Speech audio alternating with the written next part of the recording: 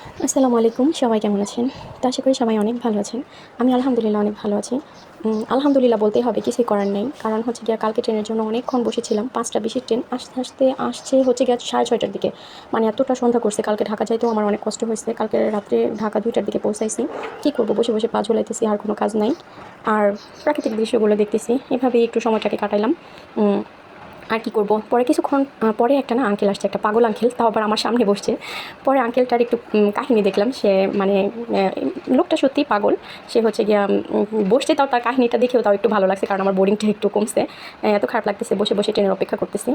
পরে আঙ্কেলটা আসার পরে দেখেন টাকাগুলো হচ্ছে গিয়ে সে কীভাবে মানে ঘুরাইতেছে রশির উপর দিয়ে। সে বুঝতেছেই না টাকাগুলো তার পকেটে রাখতে হবে। পরে আমি আবার সাইড থেকে বলছি যে, আঙ্কেল টাকাগুলো আপনার সাইডে পকেট আছে, ওইখানে রাখেন। পরে আঙ্কেল বলছে যে, না আমার এত টাকা ওইখানে হবে না। মানে সে মনে করতেছে তার প্রচুর টাকা এখানেই রাখতে হবে। মানে তার মাথার মধ্যে এটা, তার মাথাও ঘুরতেছে, তার টাকাও ঘুরতেছে। কি একটা অবস্থা! পরে বসে বসে আঙ্কেলের এই কাহিনীগুলো দেখলাম, তারপরে ট্রেন চলে আসছে। ট্রেনটা দেখে তো তারপরে একটু স্বস্তি পেলাম।